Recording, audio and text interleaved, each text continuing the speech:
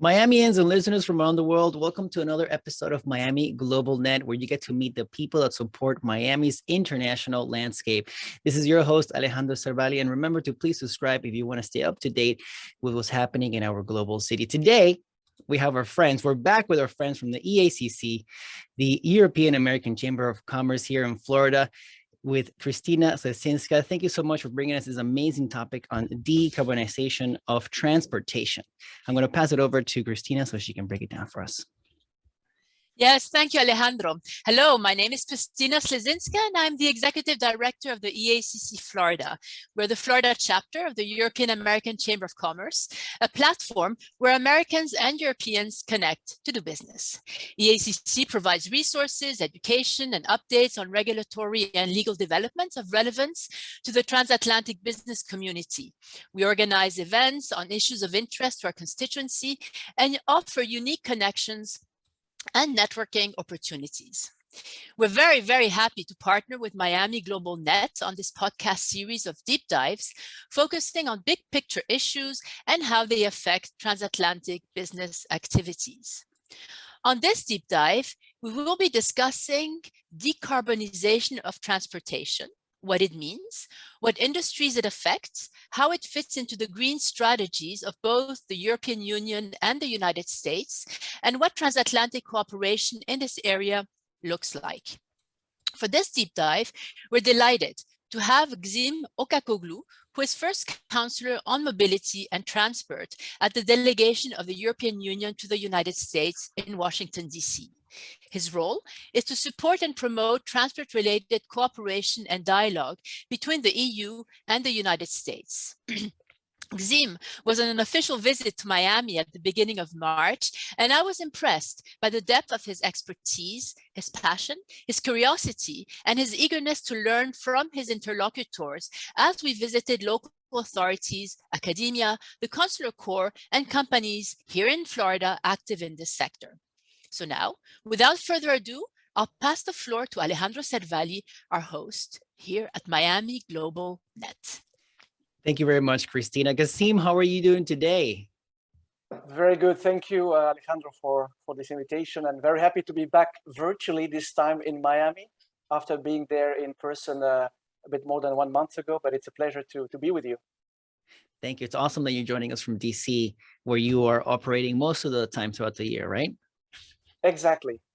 I'm based in DC at the EU delegation, so I'm trying to cover all those transportation topics from here.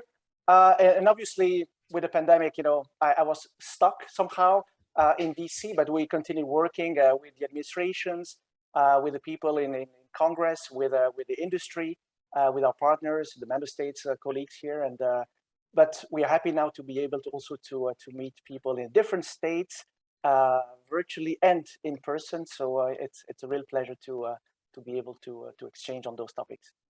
Thank you. It's our pleasure to have you on the show as well. So let's start by, can you tell us a little bit about yourself? Well, I'm as Christina introduced, I'm the transport counselor. I'm from Belgium originally. My name doesn't sound Belgium. I have Balkanic roots, Western Balkans, but I was born in Brussels. I'm an engineer by education, and it's been now 20 years that I've been working for the European Commission, and based in DC in the last 2.5 years, since August 2019. And I've been working in transportation in the last almost 15 years. So it is really the core of what I've been doing. And despite being an engineer, most of the work that I've been doing now in the Commission is really on policy, regulatory work. I have to say that my background in engineering, especially on the digital topics, helps me a lot, because it's, I would say, the blending between digitalization and transportation, which is the core of my interest. But of course, we have other pressing challenges, and the decarbonization is one of them. And I will be happy to say a bit about that in a few minutes. So your work in the EU delegation, how does your portfolio of work fit in the complex EU administration? Well, I work in the delegation representing DG Move, which is the department dealing with mobility and transport in the European Commission. And as such, I'm here to make sure that all the existing agreements that we have in transportation with the US are implemented and continue being implemented, and also to foster all the exchanges and the collaborations that we have in a range of topics.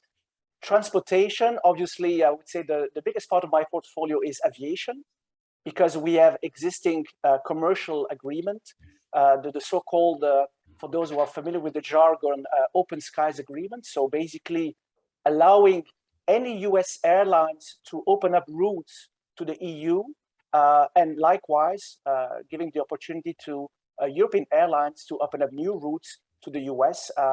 And you see it's also evolving.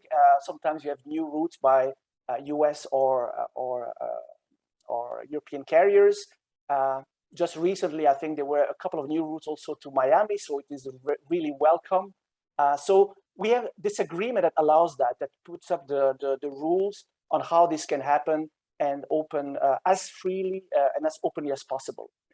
But beyond that specific topic, there are other elements that I'm covering. We have, for instance, an agreement on aviation safety between the FAA on the US side and the European Aviation Safety Agency on the European side. We have also an agreement on technologies related to air traffic control. So we share experience, and also we work together between FAA and the European Union, DG Move, to decide, or at least to set up what are the new trends and new technologies that will help improve air traffic control towards the future. But well, this is in a nutshell on aviation. But there's also some agreements that we have, collaboration agreements on the maritime side. One is the promotion of what we call short sea shipping. So making sure that shipping is used more and beyond purely, I would say, transoceanic. In Europe, for instance, what we call short sea shipping, so shipping cargoes between EU ports, is quite extended. We have close to 30% of freight transport within Europe happens by sea between the European ports. And also here in the US, we're trying to exchange our experience and to see how this is happening. There is also a similar program in the US there, and we collaborate with the Maritime Administration on that. So just to give you a flavor on that. Beyond those existing agreements, what I also do is cover all the developments on technology here in the US, on the transportation side, but also on the regulatory side. Obviously, recent regulatory developments concern the infrastructure bill here in the US, with a big focus on the transportation and decarbonization of transportation. I think we'll cover that a bit later. But those are the elements that I'm doing here. But it's always a pleasure, and I learn every day, and I hope that I can bring also some flavor of what we do in Europe with our colleagues here in the US. Oh, 100%. I look forward to learning more about that throughout this podcast. So I know that the EU Green Deal is very important, right? How does the decarbonization of transportation fit in that strategy? Yeah, I think it's very, very important to first of all to say what is the EU Green Deal. Yes. The EU Green Deal is the strategy that the European Union has put together to address one of the, I would say, most pressing and challenging, one of the most pressing challenge that we have actually as EU, but also globally, which is the climate change and the effect of climate change. So the EU 3 years ago, in 2019, put up this European Green Deal, which is a strategy to see how we decarbonize our society, our economy, while at the same time making sure that those efforts leave no one behind. That's very important, to make sure that we embark all those who would have, I would say, some more challenges when we go to decarbonization, but at the same time, do it in a way that we are able to capitalize on those challenges to create growth economically. Because this whole transformation of our economy going green, so decarbonization, provides also some opportunities. So the whole idea is to bring this strategy on how we do that. This is the Green Deal. And of course, to do so, there are some sectors of the economy which are, I would say, more impacting. For instance, energy is the #1 area because when you look at the decarbonization, so how to get rid of fossil fuels, basically, energy, whether productions or consumptions, including transportation, altogether, it's 75% of the green gas emissions comes from energy productions or use.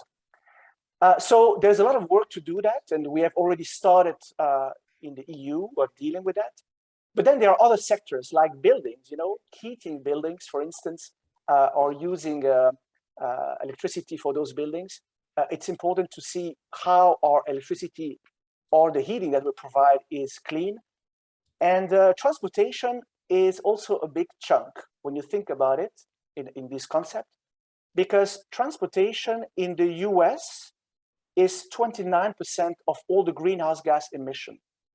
Mm. In Europe, transportation contributes to 25% of the greenhouse gas emission. So you see that it's really a big part of what we have to do. And if you compare transportation to the other sectors in the last 10 or 20 years, it's the only sector where the greenhouse gas emissions have continued to increase. And so that's where lies one of the biggest challenge, but we also have opportunities. So that's why decarbonization of transportation is really very high on the priorities of what we need to do. And so that's why at EU level, as part of the Green Deal and as part of all the measures that we've put in place to decarbonize transport, we have had a very strong focus in there. And so I'm happy to cover this a bit more after that in specific elements, if you want. Oh, yes, for sure. Thank you. I wanted to ask you, you mentioned that the emissions had increased, regarding road transportation. Is there a particular reasons why they have been increasing in the EU and the United States? Yeah, it's a very good question. Well, first of all, you mentioned road specifically. Overall transportation, all the projections, whether in the US or in the EU, show that the transportation demand, so the use of transportation, will continue to grow, whether for transporting people or for the transport of goods. And this is because population is growing, consumptions has been growing, demands have been growing. We have seen that during the pandemic, where on the one hand, people could not travel that much, certainly by plane, but at the same time, they were home, they were purchasing things through e-commerce, through all those websites and Amazon and others. And what we have seen was this uptick of freight, leading to also the supply chains that we are aware of. This was true during the pandemic, but this trend has been there and is there and will continue to be there. I mean, we cannot really seriously think of curbing that because that's how economy is driving. Transportation is one of the engine of the economy because it allows the people and the goods to move. Now, coming back to road transport, why is it so important? Well, road transport in the EU is about 72% of all greenhouse gas emission from transport. We have aviation about 14%, maritime is 13-14% as well. Road transport is 72%. In the US, road transport is 82% when you think about passenger, but also the trucks on the road. So it's even bigger, even higher. This has to do with the geography, how the country is built, the transport systems, choices also over time. But this is fact. Road transport has the biggest role. That's why road transport is the area where we believe the most has to be done because it's the largest chunk of it. Now, the question is, why hasn't road transport, or is road transport maybe at some point will start reducing? again, I take the example of COVID. During COVID, road transport has somehow declined in terms of passengers. We've seen it in the US, same in Europe. Now, where we are, coming out of COVID, I cross my fingers that, we are really out of it after those various variants and sub-variants that we have been facing with. We see that road transport is again back to the same level and will continue increasing. Well, one of the reasons why it will continue increasing is that people need to move, but also we have to think, are there sufficient alternatives to road transport, whether for the transport of goods or for the transport of people? So that's also one of the elements to consider. And the answer is probably there are not enough alternatives. And when you think about freight, it's also the same. We have, I would say, freight rail, which works quite well in the US. It's in developments in Europe, and we have to do more. So we are building new alternatives, but this requires also a lot of infrastructure there. And that's where, all these discussions and those policies on infrastructure bill, more funding, more money, is important, but it will continue increasing no matter what. That's why we have to concentrate on road transport very much, and that's what US actually is doing. When you think, when you see the programs that have been put in place here in the US, and that's also what we're doing in Europe. But not only, of course, we cover all modes of transport, but clearly road is a main target. So what are some of the key initiatives to decarbonize the road transportation in the EU, for example, and any timetables? Yeah, very good questions. From the moment that the road transport is a target, I mean, as I mentioned, there are different things. One is to concentrate on basically the decarbonization of that specific mode of transport. What does that mean? All the fossil fuels that is being used, so the petrol and the diesel for the truck, etc., for road transport, we need to promote and find alternatives and promote the alternatives. And clearly, it means electrifying road transport on a really short to medium term.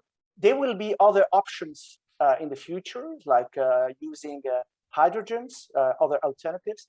But this is the key element, first priority, and the bulk of the energy will be to concentrate on that.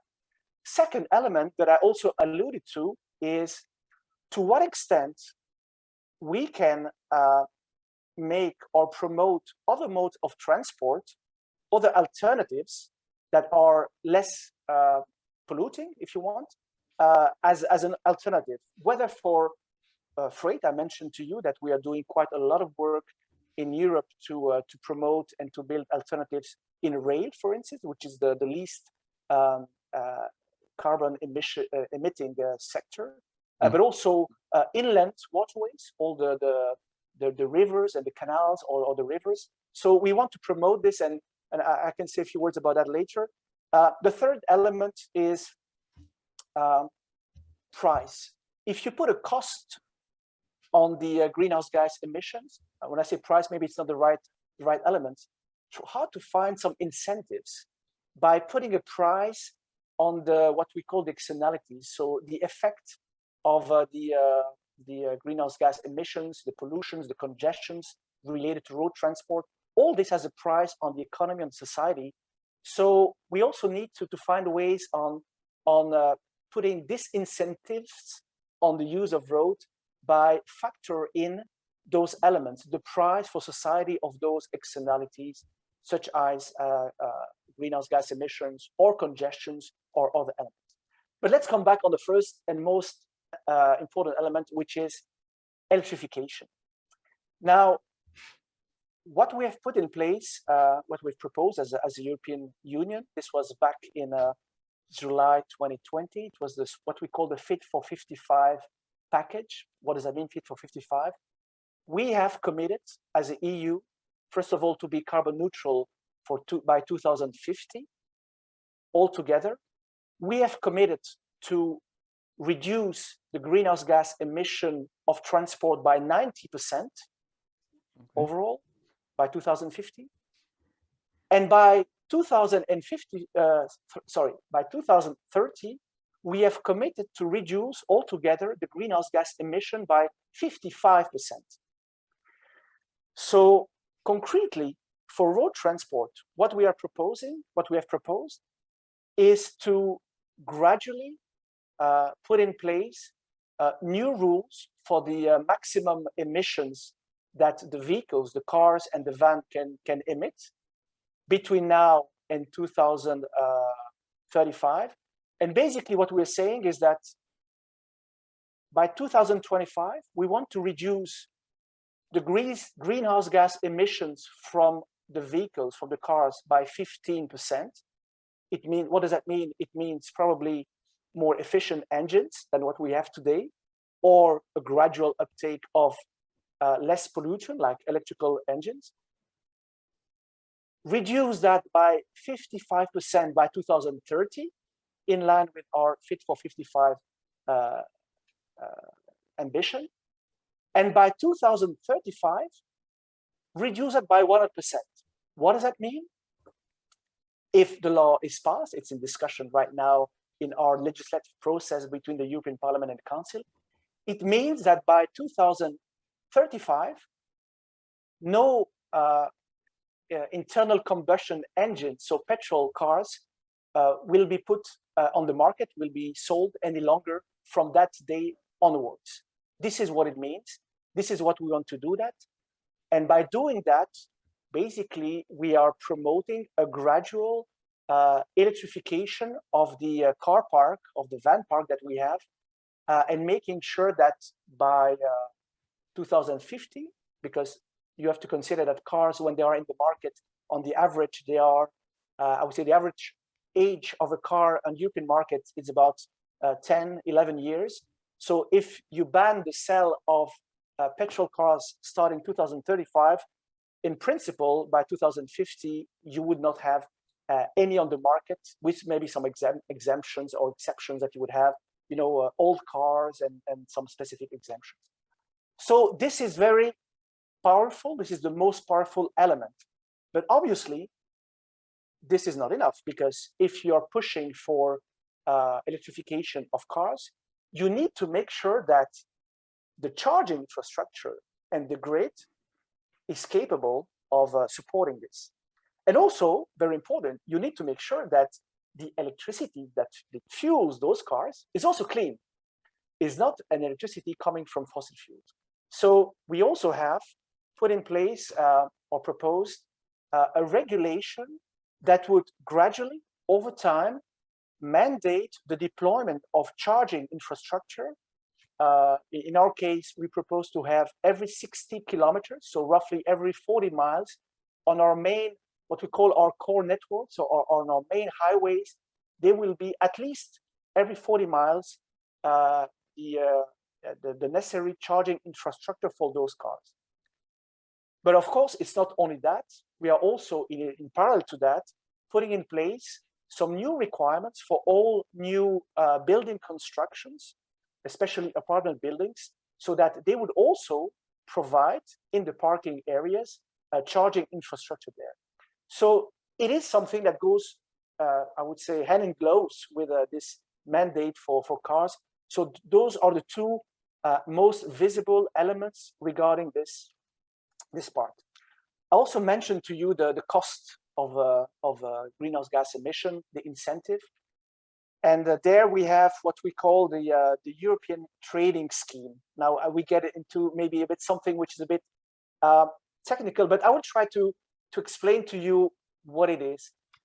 We have put in place in 2005 in the European Union a system by which industries, especially energy industries or heavy industries, we have put a cap, a maximum of what they can emit as a CO2.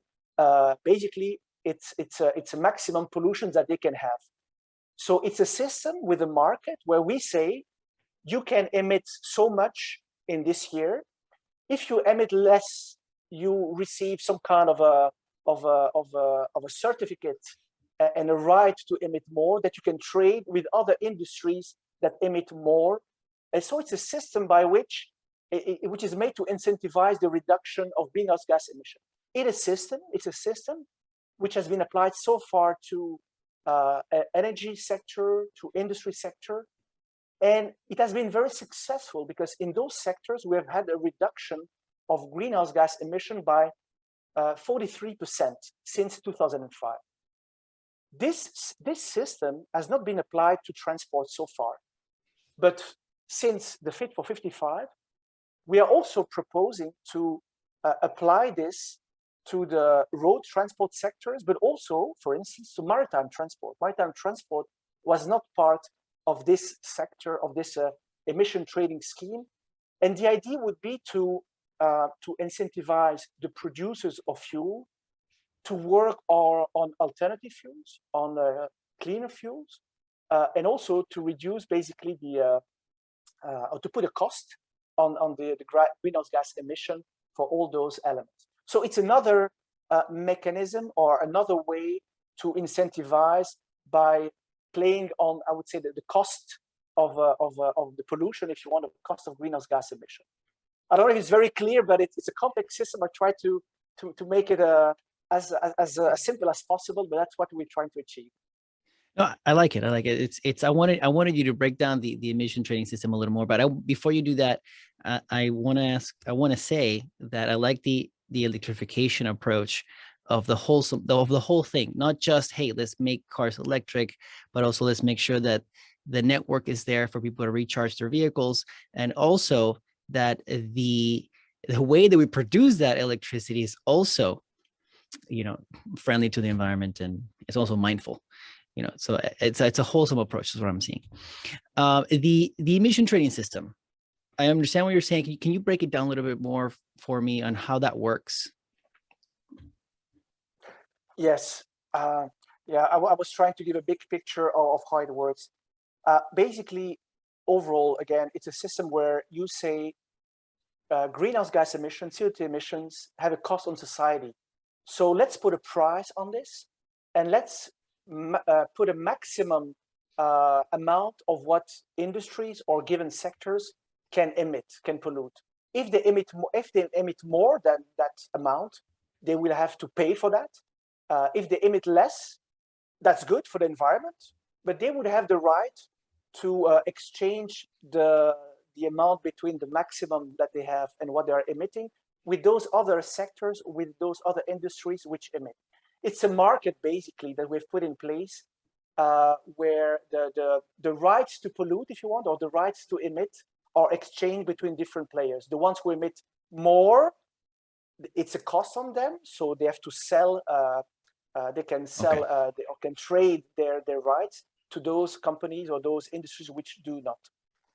For the road sector, what it would mean is that we want to apply this to the road sector by saying that the fuel producers, and we want to target the fuel producers, when they put into the market fuels, they would have not only to provide figures on how much it has cost in terms of greenhouse gas emissions to produce these fuels, but also what would be the impact of those fuels if they are used into the market. Obviously, the fossil fuels will have a high cost. If you have alternative fuels, which are less CO2 or greenhouse gas emitting, they will have a lower cost. Ultimately, those producing, I would say, electricity will have a much lower cost.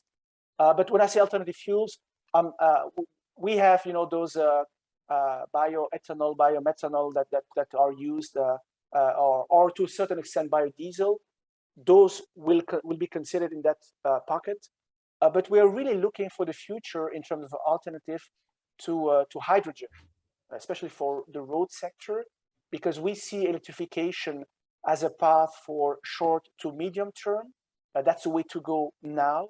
But we realize that once we will have an industry that produces clean hydrogen, hydrogen will be there and will be, I would say, even more efficient for heavy lifting. So for the truck industry, for instance, for aviation, definitely, and also for producing fuels for the maritime sector. So clearly those industries are the ones which are targeted, and they will have the right to to trade those elements, and they will have also I would say a cost factors. They will have to pay somehow for producing fossil fuels for the road sectors. And this cap price that this cap that limits the amount the amount that an individual company can produce is only for the production of fuel companies, or also for the transportation companies themselves, for them to trade and buy in? Yeah, the way, I mean, the system, the ETS system for the road sector, the details of it are still in the making. Okay. The idea is to target really the fuel producers, and the idea is to avoid to target directly, you mentioned the trucking companies or the individuals using cars, because we realize that this transition to decarbonization of road transport is costly. Overall, there's going to be a cost to that, but there is a cost of not doing anything. But we want to be sure to avoid to target, I would say, the ones which have, the smaller shoulders, or which cannot afford not to, for instance, use their cars or trucks in the short term, and cannot afford in the short term to go to electric, for instance. But we don't want to put pressure on those ones. Really, the target that we are having here is the producer. We want to even incentivize the producers of fuels to work towards more alternative fuels, and avoid to target directly, the truck owners or the trucking companies, or the individual users. Obviously, the whole systems may have as an impact at a certain moment, an increase potentially of the price of the fuel. But the current crisis also shows us that we don't need the decarbonization of transport to see an increase of fuel price.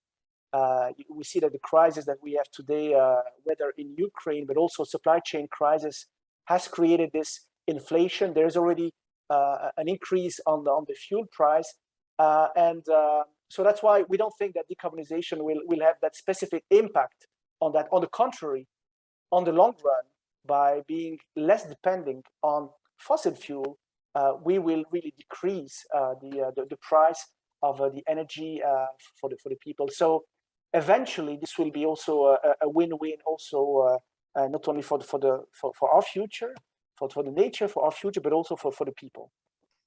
So coming back here to the U.S., specifically U.S. Congress, and I understand they recently passed a massive infrastructure bill, which includes elements of the president's energy and climate strategy. What are some of the key similarities and differences as it relates to decarbonization of transportation? Yeah, it's very interesting and very, very good. First of all, we have to realize that at least with this administration, we are totally aligned between US and the EU on the objectives that we are trying to get here. Some months ago, during the COP26 conference in Glasgow, where the special envoy Kerry was there, and the European Vice President Timmermans, dealing with climate change, also were there, and we showed united front in showing the world the way to work towards decarbonization, and how to go about this. On the US side, there's been a number of elements which contributes to that, and you mentioned a very important part on the US side, which is this infrastructure bill. For those who follow a bit what's happening in Congress, this infrastructure package was split in two parts. One was this infrastructure bill, which was adopted before Christmas, and the second part was this Build Back Better bill, which included also another part dealing with energy and climate. On the first part, transportation was really big, $550 billion extra in addition to what is being used in the US for infrastructure. A lot of it to build and repair roads, bridges, that's the biggest part of it is really look at the current infrastructure, hard infrastructure, including the ports, the airports, but also there was a specific part of it related to the electrification of the road. I think there was $7 billion for charging infrastructure. So you see there that the ID on the infrastructure side is also shared with the US. The US government in there has provided the means, and Congress has adopted it to provide the means and the financing of all the charging infrastructure. And this administration, there have been different announcements in the last months by Secretary Buttigieg of Transportation, Secretary Granholm of Energy, together on providing the funding and to the states to basically make sure that this infrastructure will be built. The second part of it was the incentives on the vehicles themselves. And that's maybe the main difference with the Europe. Well, first in the US, the second part, so the incentives, how to incentivize people to buy electric vehicles, this was part of the Build Back Better agenda, which has not been passed, as you know. So there are a lot of elements, the incentivization of the electric vehicles is not adopted yet. So this administration, we understand, will try to adopt it in the coming months, hopefully, and this will be the way to go. The approach in the US is really based on making sure that industries and also the people understand the value, and that there's this partnership between industries and the government is providing really incentivization or incentives with a tax breaks for the cars, if this is adopted by Congress, or providing grants and funding for building the infrastructure. So it's really showing the way and setting high objectives. For instance, one of the objectives of this current administration is to halve the number of the petrol vehicles sold by 2030. So I told you that in the EU we want to have 100% of vehicles sold by 2035 should be electric. Here in the US, the objective is to have 50% sold by 2030. It's an objective. The main difference now that I can say with Europe is that in Europe we have, I would say, we also have the incentives part, because we have different funding mechanisms in place. We have the recovery funds, we have the so-called Connected Europe Facility funds for transportations to help the infrastructure and to help incentivize what we do. But we have a bit more prescriptive approach. We believe that it is important to create a legal framework and to create some clarity, predictability for the market, for the car companies, for the energy companies to know where they need to go. And that's why we have those rules that I was mentioning to you that we put in place. Where in the US, this is a bit, I would say, softer. In a lot of incentives, there will be evolution also in terms of new greenhouse gas emission set for the future, or there are discussions on that also in the US, but it's a little bit softer. The partnership that we have, that I see in the US, is very close between the government and the industry. In Europe, we also have very close partnerships, but on top of that, we believe that creating this legal framework is important, and that's how we work in Europe. That's the main difference with the US. But the good news, if I may finish on this, it's not because we create those I would say, the stick of the regulation, if you want, in Europe, that we don't have the industry on board. In this case, in the case of decarbonizations, what we have seen is that industry, whether in the road sector, with the car manufacturer, or in aviation, when we have our measures for decarbonization aviations, are also on board. Of course, they would like some carve-out, they would like some more time, and there are big of regulatory discussions, but they are fully on board on the main objectives and on the measures, and a lot of them are not waiting. A lot of them have already changed the strategies. You've seen that in the US with GM, Ford. Obviously, I will not mention Tesla. Tesla is on the lead in terms of electric cars. But now you see that the other main players, they've all invested huge amounts of money, billions of dollars in new factories here in the US. Same is happening in Europe with Volkswagen, with Volvo, with Mercedes and others. It is changing. They are on board. With our regulation, we provide, we think, a predictability, a legal framework and predictability for them to move forward. So those are the main changes, main differences. Sorry. That's cool. So, okay, so I like that. I can see, that's what I mean. I can see that the similarities in the investment in the charging infrastructure and incentives is there. More specifically, is there areas in which the EU and the US will be able to cooperate in order to achieve decarbonization goals? Absolutely, absolutely. I mean, we have many areas. I mean, first of all, to say that we have engaged in, and we are, I mean, it's not new, but we have engaged and re-engaged and we continue to engage on all those elements in all modes of transport. When we talk about transport, I will not even mention energy security, etc., which is important also for making sure that electricity is clean, and all the work on hydrogen, for instance, for the future. But certainly, there are many areas where we collaborate. There have been discussions, for instance, on supply chains, on batteries. So, of course, one of the important elements when you think about electrical vehicles is the battery. So we have initiatives on both sides of the Atlantic, and there are discussion and collaboration on that.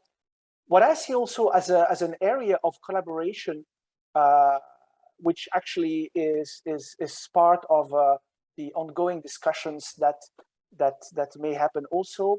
When you look at charging infrastructure today, thanks to the pioneering role of Tesla and others, there is already some charging infrastructure for the vehicles. For the trucks, it's going to be more challenging because trucks require more power.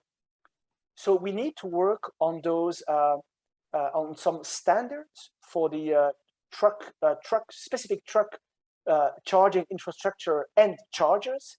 And it is an area where we believe that we could work together on working on standards that we could set together jointly, because we are facing with the same issues.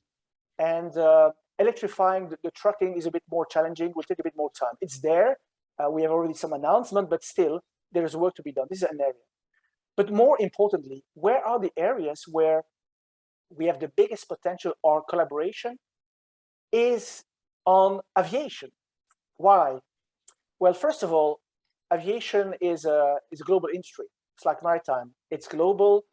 And those are areas where standards and the way that I would say all the technologies being used in those areas are set at the international level, are set at the global level. When you think about decarbonization of aviation, there the path is much more difficult than for road. For road, we have a clear path, which is we push ahead with electrification. We'll go to hydrogen at some point. It's there. For aviation, despite the advances on, for instance, electrification, because of the weight, if you want, of the aircraft, because of the energy, the fuel needed for flying, electrification is existing, is promising, but will be limited to a very small segment, very small aircraft, very small distance, not too much. I would say, limited to a number of passengers and to payload. So it will be limited. But then you think, how do I decarbonize aviation? Aviation is like road, the greenhouse gas emissions continue growing. We expect, certainly now that we are in the recovery phase after COVID, that the greenhouse gas emission of aviation will continue augmenting. So we have to do something. There, the path is to use those sustainable aviation fuels. Those are the fuels which are produced from waste oil, from non-food crops or that exist there. And that's the path to go, because by using the sustainable aviation fuels and blending those with existing jet fuels, that's how we can reduce the overall life cycle, if you want, of emission coming from aviation. And there, we are on the same path with the US. We have the same objective, which is gradually increase the use of sustainable aviation fuel by 2000, as smooth as possible. In Europe, we have a gradual approach where we want to incentivize this gradually. There is also a proposal in the US to incentivize this. But what is important in this topic, and when you talk about collaboration, is one, obviously, we need to agree on the objectives, which we do, and we have exchanged many times between DG Move and the colleagues at FAA and the DOT to discuss about that. But also, I was mentioning to you that the standard in aviation are set at the global level in what we call the ICAO, which is the International Civil Aviation Organization, which is an organization coming from the United Nations based in Montreal, and which sets all the rules and all the standards for aviation. And we have this year, in 2022, in September, an assembly, which is held every 3 years. And that's where we discuss the targets that we want to give globally in terms of where we want to go, how much we want to decarbonize aviation. But also, that's an area where we can together propose and set a number of standards on making sure, for instance, that aircraft can take up to 100% of sustainable aviation fuels in their engine. Today, and sorry, it's a bit technical, but today the aircraft that are flying can, of course, they work with a traditional jet fuel, kerosene, but you can also blend, so put a certain amount of sustainable aviation fuels up to 50%. And this is already great if we achieve that and if we have the capabilities to have these fuels. But the idea is to push those standards and to make it possible at the global level that engines will be able to take up to 100% of sustainable aviation fuel. It is just an example of the standards that we need to do to come together. And that's where it's an area where we work, and we want to work together with the US, and we'll work together with the US going forward towards this assembly later this year. One of the things that's happening around the world, it's you know, everybody knows the whole situation with Russia's aggression against Ukraine and its consequences. You know, what are some of those consequences in terms of fossil fuels, dependency, energy mix, renewables, affects the EU as well, you know, a path towards the decarbonization of transportation? Yeah, it's a very good question, but first of all, before addressing that specific element, it is important, first of all, to have a thought. I mean, we have been busy in the EU, certainly in the EU delegation as well, in thinking, in coordinating measures, views as regards what's happening, and putting in place a number of measures and sanctions. You've heard about the different sanctions put in place by the EU, by the US. All of them have been totally coordinated. We have those different packages of measures that we put in place. In transportation, what it meant specifically is we have, first of all, looked at aviation, making sure that we close the European airspace to Russian aircraft and to Russian owned aircraft. So this was one of the first measures. And of course, as a retaliation, the Russia also banned the European aircraft. And we were happy to be joined by UK, by the US, who put up some similar measures. But clearly, this has also created some challenges for the airline industry. On the passenger side, of course, we have stopped. All the European airlines have stopped flying to there. But the Russian airspace was used traditionally by a lot of European carriers, also actually some US carriers, to fly from Europe to Asia for passengers, but even more importantly for cargo. So what it meant now that Russia also, as a retaliation, banned the flight of those companies, is that those companies need to circumvent the airspace of Russia, Ukraine because of war, obviously, and creating much longer routes, creating additional cost. Some of the airlines cannot operate any longer. I mean, their business models was they were flying over Russia, over Siberia, so they have had to stop. So it's creating an impact on not only on the cost but also on the freight sector, which needs to find alternatives. But coming back to your question, specifically on the energy and the sanctions there and the impact, clearly what we have seen with the latest measures taken, well, US has taken the measures, I would say, very forcefully to ban all fossil fuel Russian fossil fuels from being imported in the US, including coal, oil, and gas. Situation is in Europe, as you know, is a bit more challenging because we are very much dependent globally as Europe to Russian oil, especially on gas. But we have realized that we have also to work on that, and no later than I mean, we have in the 5th package now, we have banned the coal import.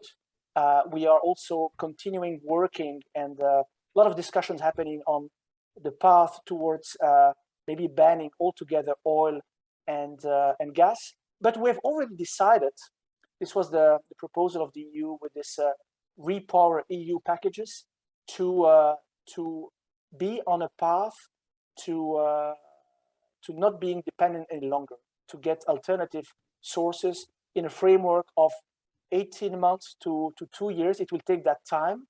Now the questions, what is the consequences on transport, on decarbonization? The consequence, I have to say, will be positive. As was said by Executive Vice President Timmermans speaking with Kerry, is that it will be positive. Why? Because it will accelerate our dependence on fossil fuel. And you have seen all the measures and announcements made by European leaders to go away gradually from fossil fuels and to investing more into renewable, and investing more also on LNG, so liquid natural gas, which is also a fossil fuel, but incidentally, it happens to be a fossil fuel which is less greenhouse gas emission and which will be a transition, help the transition. But the whole discussion there and the whole path will be an acceleration of the use of renewable for this. And there is a real commitment to accelerate on our path, on our objectives, to go away from fossil fuel from transport. And what I expect as well, I was mentioning those rules, those regulations that we put forward, proposed to decarbonize cars and other sectors. I expect that the process, which typically is between 12 months when things go fast to 2 or 3 years, can be long, to accelerate. And I expect that by the end of the year, we will round up a number of those discussions on these rules that we have proposed there. So the effect will be we think, positive. In all, I would say the grim situations, in all the suffering, of course, because we think about that. I mean, the priority is to stop this war, the sanctions, the effect, or what we expect to achieve with this is to have Russia stop its aggression altogether, stop the suffering, go away from Ukraine. Obviously, we are also supporting all the migrants, and I was talking about measures. We have more than 4 million Ukrainian refugees now in Europe, a lot of them on the border countries, Poland, Romania, even Moldova, which is not a EU member state, but really on the border there. A lot of them are now also welcome and sheltered in other European countries. But even that, 4 million people in terms of transportation there, and getting those people from the border to the rest of the different areas is a challenge per se. And there, I'm proud to say that overall, the transport industry, transport community in Europe has been really has shown tremendous solidarity. You know that all the railways, the European railways companies, have provided transport free of charge for all the refugees. All the major transport companies, whether you know, bus companies, I was mentioning the rail, and even some airlines have provided those transport for free. There's an immense sense of solidarity happening at the moment. A lot of funding has been also provided, additional funding provided to help the refugees. So we think about them, and yeah, we have to concentrate on that. But we see also positive effects in our strategy for decarbonization. It's a side effect. It's odd to speak about positive effect of a tragedy happening right now, and that we are fighting. I mean, with the means that we have, but we believe that it gives us also some thinking that we were right in the strategy, and we need to be even more ambitious and bold in going forward with our measures, because it will help on several fronts, not only on decarbonization, but also on the energy security independence. You mentioned independence when it comes to the energy mix. So one of the things that people know in conversation here in Miami is that Europe depends a lot on Russian gas, right? How does is fossil fuels dependency also with Russia? Can you elaborate on that? Yeah, absolutely. It's a very good question, and that's one of the, I would say, one of the big difference between the US and Russian is that we in Europe are still very much dependent on Russian gas. Gas, meaning which is I think it's the dependency is about 40%, a bit more than 40%, and this is gas used to you know, to fuel our industries, to fuel the homes, to heat the homes, the buildings that we have, and also to produce electricity in some of the electrical plants that we have. They are fueled with gas, but also we have a dependency on oil per se. So it's in the order of 30%, and this is really the fuel that is being refined and used in our cars. So this is much more than obviously that what you have in Russia, in the US, which was very little dependency on Russian oil. I think US was importing 10% of its oil, but US is almost, I would say, self-sufficient in terms of oil production, we can say, overall in energy. And that is why the work and the dependency and the work towards ensuring diverse security supply is so important.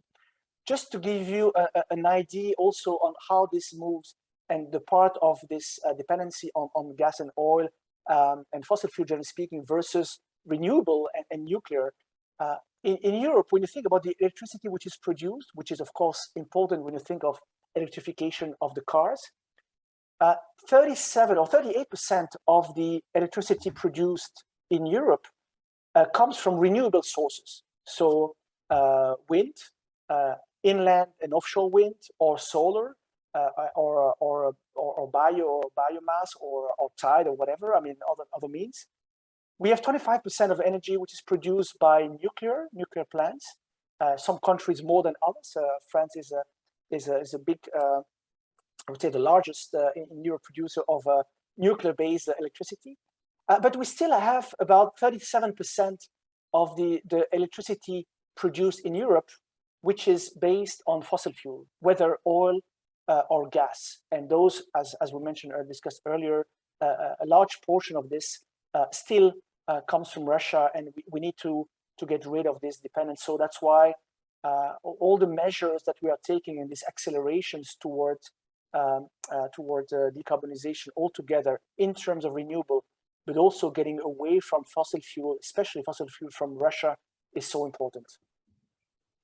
Incredible. No, it's eye-opening, because everybody thinks it was just gas, for the heating of the homes. That was the conversation, because it's linked to the what can be done, in when it comes to sanctions and stuff like that.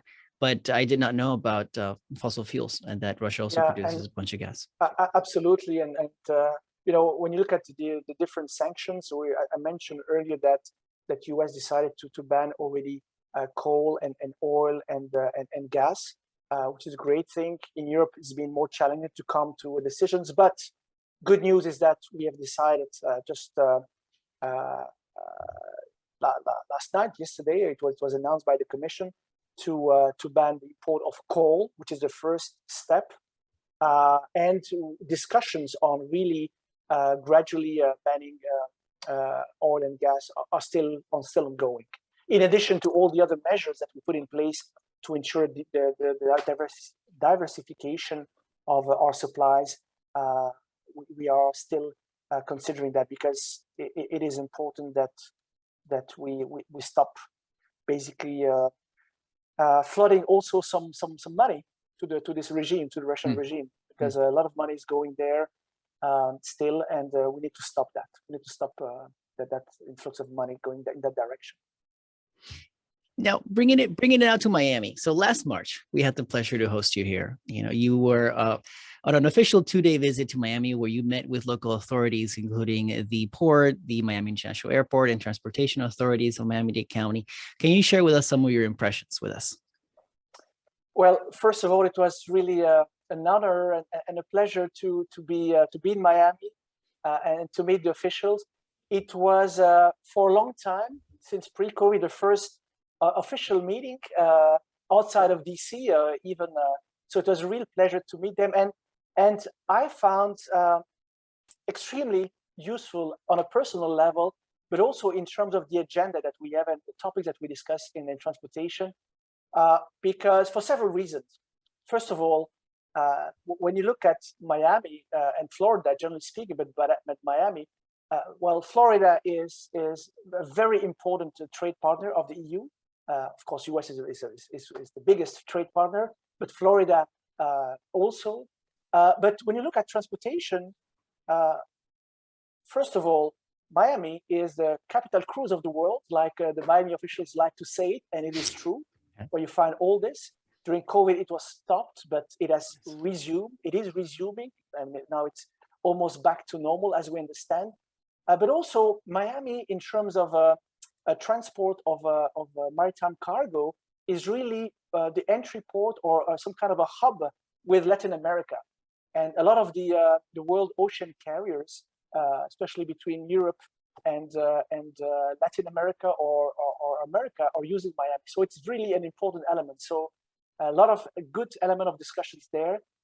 And secondly, also Miami Airport, I can say the same. Miami Airport is really one of the entry points to South America as well, and to Latin America, and also we have learned a lot of things there.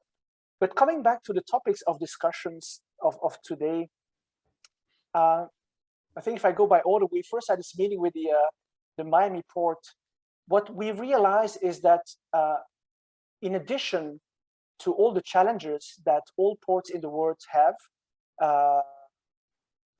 in terms of passengers with COVID, all the restrictions, all the measures and all the efforts that the port authorities have done, especially here in Miami, to make sure that, first of all, their people are safe during COVID, but also working on those other measures, but also in terms of cargo, making sure that work continues and supply chains, everything has continued, and the port authorities have done the maximum to ensure that this continue working. This was really appreciated. But in addition to that, when we discussed the areas of decarbonization, we realized that we are on the same page. You know, measures taken by port authorities to decarbonize transport, we realized that same is being done here in Miami. An example, I was mentioning, alternative fuels for maritime transport, very difficult. A lot of the, it's a difficult path also to decarbonize maritime. We didn't go into the details, but one of the measures is making sure that, for instance, LNG is used for the maritime industry. Nowadays, what's happening is that the cruise industry, many cruise lines have purchased new vessels which are LNG fueled. The good things about LNG is that the carbon footprint of energy is between 20 and 30%, I would say, smaller. So the greenhouse gas emission or CO2 emission from LNG fueled vessels is between 20 to 30% lower, and the Miami port has invested on LNG bunkering, so basically LNG fueling, for a couple of cruise lines here in Miami, which will come with new vessels with LNG ships. And LNG, LNG is, again, sorry? Liquid natural gas. So basically, it's natural gas, which is liquefied and to be used as a fuel for vessels, for ship vessels, instead of the raw oil, dirty oil that some people call it, that is used for fueling the vessels. And so a number of cruise lines, and more of those, are using or have ordered LNG vessels. This is true in vessels, in lines, in cruise lines, which will dock in Miami. But also on the cargo side, you have a number of ocean carriers which carry cargo, which have now embarked in using LNG cargo. One of them is CMA CGM. It's a French company which has its hub for Latin America in Miami, and we also had the opportunity to meet people from this company there. But they also use LNG vessels. So the fact that Miami Port Authority has invested in this LNG bunkering is one example. In addition to that, Miami Port authorities have also decided to build what we call onshore powering, so electrical powering of the vessels which are at the bay, actually on berth. So cruise ships and vessels spend 30% of their time not on the sea, but on the docks at the berth. And when they are there, they burn fuels unless they have electricity to fuel their operations while at berth. To do that, you need specific, I would say, charging infrastructure dedicated to those vessels. And Miami Port authorities have also engaged with the local utilities to invest on those. So you see that just on the maritime front, we had this discussion on how we have the same in Europe. We have also engaged in funding and also promoting the use of those on port electrical charging of the vessels. So we have really synergies there. We had a great conversation on that. If I may, another example of our discussion, we had a great meeting with the Miami-Dade transportation planning organizations and colleague of the transport authorities in Miami. And this was really also, I think, an eye-opener. I think that the colleagues there of the Miami Transportation Planning Organization, and we were welcomed by the chairman of the Miami-Dade, so-called the TPO, the Honorable Gilbert there, and many colleagues to discuss about the challenges of Miami and of the Miami-Dade in building sustainable transport for the city and for the inhabitants of the area. And of course, there the exchange was really on what we do in Europe in terms of sustainable transport in urban environment, how to make sure that we have all the means available. And obviously, between Miami and, generally speaking, US cities and European cities, we have a different history, different geography, which makes it different. In Europe, we have very much, I would say, historical older city. The density is higher, and that is why public transportation, metro buses, whatever, is more available than probably in cities in the US, with the exception, of course, of New York and San Francisco and others. But it has to do with the geography. But still, there are ways to build alternatives, to show that it is possible to create those alternatives, whether with a metro system, whether with a pilot that the Miami-Dade Transportation Authorities is conducting to have alternatives between the different areas of Miami. And we have shared really great ideas, great views on that. One element which I was trying to reflect on, and with this is this concept of sustainable urban mobility plan. And it is an element which we are pushing quite a lot in Europe to make the city authorities realize that, you know, creating a good transport systems, which is at the same time sustainable, requires some planning, some thinking, beyond purely speaking with a transport expert, but also speaking with all the city authorities, the communities, obviously. And there in the US, I was really pleased, and it's something that I know the constant community discussion are happening. So people are involved. It's important, but really we need to plan a bit more long term, and also promote all the alternatives, and think of sustainability not in isolation. When we speak about sustainable urban transport mobility, it's not only about decarbonizing transport, but also in providing safer environments, safer roads, safer and more secure transport for all the people. It has to be a bit more holistic. And so we had discussions around those topics and how to exchange the best practices.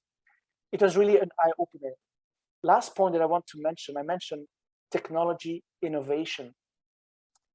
I know that Miami, Florida, generally speaking, but Miami is becoming one of the newest technology hubs in Europe. You know, you have the Silicon Valley still out there, but Florida and Miami specifically, with some other area, maybe Texas as well, are becoming really now new innovation technology hubs.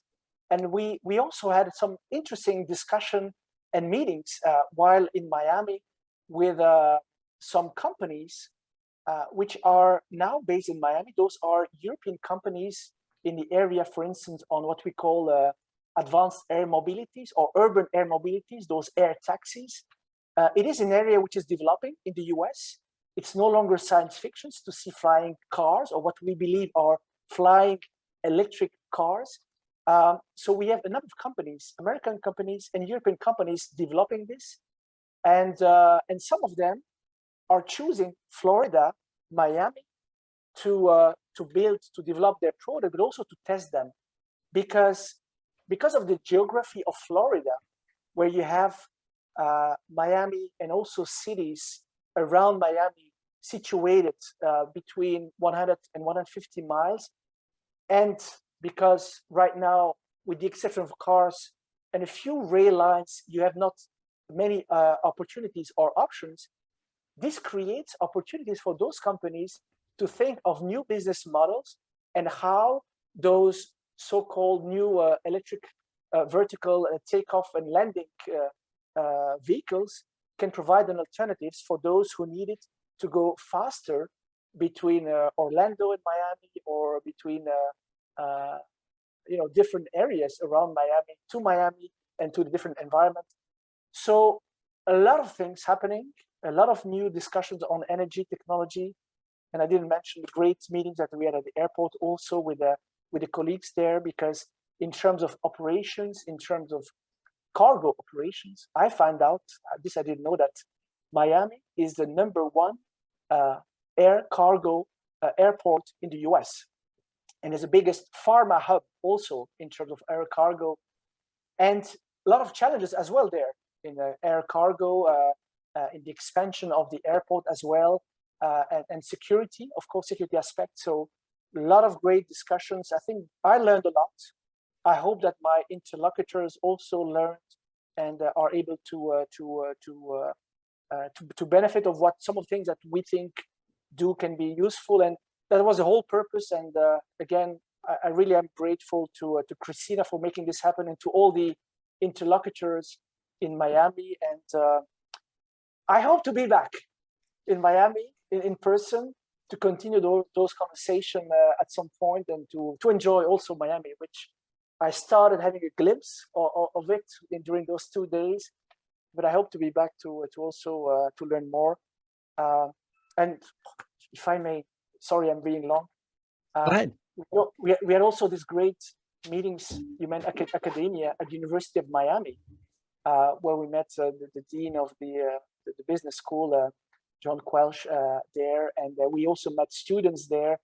And I was impressed also by the quality of the questions of the students, the exchanges that we had there, and also by the campus of University of Miami as well, and great environment and great opportunities to exchange. And I think we need to do more of that, because the new generations need to learn more about all those options, opportunities, challenges, and be engaged. And that's one way also to engage with them.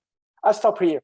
Sorry for being so long. No, Gzim, this has been great. You know, this is why transatlantic relationships are so important, because you get to come down here, we get to have conversations, we get to exchange best practices, and that is the only way that we can grow and find solutions faster and better. So thank you to the EACC for bringing Gzim down with his team. And I'm going to pass it over to the EACC for some final words, but this has been eye-opening, educational. Gzim, thank you so much. This is what we go for here with Miami Global Net, is to educate Miamians and listeners on what's happening and break it down in an understandable way. And you did a great job with that. So thank you so much. So Christina, please. Alejandro, I couldn't have said it better than what you just said. I mean, this was a crash course in transportation policy, cooperation between the US and the EU on decarbonization, but also I am so happy to hear that the visit your visit to Miami, together with Mercedes Garcia Perez, the head for innovation, there were two of you who came, was so successful, and that the exchanges were so fruitful. I mean, I heard good things about it from our interlocutors here as well. So you are absolutely, definitely welcome to come back. You, Mercedes, and all the colleagues from the EU delegation, and also from Brussels. We have a direct flight now, for a few months between Brussels and Miami. So I hope that we'll have more visits, like the ones that you did. So many thanks, Alejandro, for inviting EACC Florida to partner with Miami Global Net on this deep dive on the decarbonization of transportation. And many thanks to you, to our guest, Gzim Ocakoglu from the EU delegation, for sharing, I mean, your deep expertise, your enthusiasm, your passion for this topic, and your deep respect also of your interlocutors and for the companies and for, the people that you met here. I'm very grateful for those impressions of your visit to Miami that you shared with us. So you can find further details about our guest, Miami Global Net and EACC Florida, in the podcast notes. Please check EACC Florida's website for upcoming programs and information on how to join. We are a membership organization after all, and subscribe to Miami Global Net to find out more about Miami's international community. Thank you, Christina. Thank you, Gzim. You're welcome. Thank you. Thank you very much.